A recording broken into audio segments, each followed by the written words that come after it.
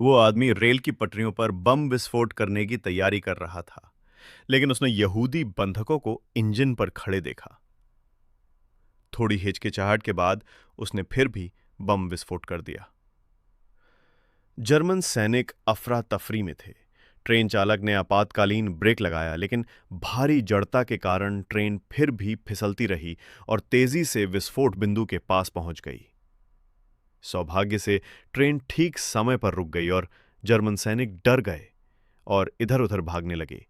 Colonel बेहद क्रोधित हुआ और उसने उसी समय पहाड़ की खोज के लिए एक दस्ता भेजा, ताकि बेस और सहायता तक पहुंचकर उन्होंने तुरंत उस रेल मार्ग की मरम्मत की जिसे अभी अभी उड़ा दिया गया था।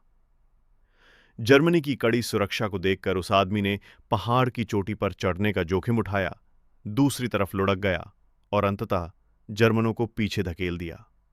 जर्मन की कड़ी सुरक्षा को देखकर उस आदमी ने पहाड़ की चोटी पर चढ़ने का जोखिम उठाया, दूसरी तरफ लुढ़क गया और अंततः जर्मनों को पीछे धकेल दिया।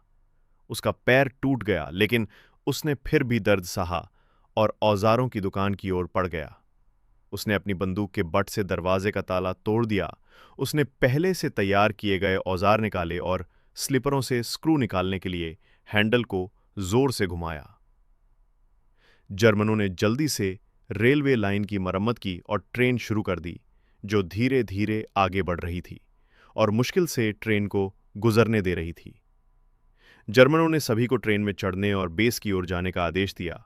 ट्रेन ने गति पकड़ी और रास्ते में गश्त कर रहे सैनिकों को अपनी चपेट में ले लिया। उसने एक एक करके स्क्रू निकाले और फिर हथौड़े से पटरियों को जकड़े धातु के क्लिप को तोड़ दिया। जैसे ही आखिरी धातु का क्लिप गिरा, 3 सैनिक अचानक निरीक्षण के लिए आगे आ गए। वो आदमी अपना काम छोड़कर घास में छिप गया। इस समय रेलवे लाइन पहले ही अपना सहारा खो चुकी थी। जर्मन जाकर जांच करने ही वाले थे कि पीछे से ट्रेन की सीटी बज उठी। ट्रेन की गति बढ़ गई और वो आगे बढ़ गई। कर्नल आगे रेलवे लाइन से गिरते हुए कई पुर्जों को देखकर घबरा गया और उसने तुरंत ट्रेन को रुकने का आदेश दिया, लेकिन बहुत देर हो चुकी थी। ट्रेन में जबरदस्त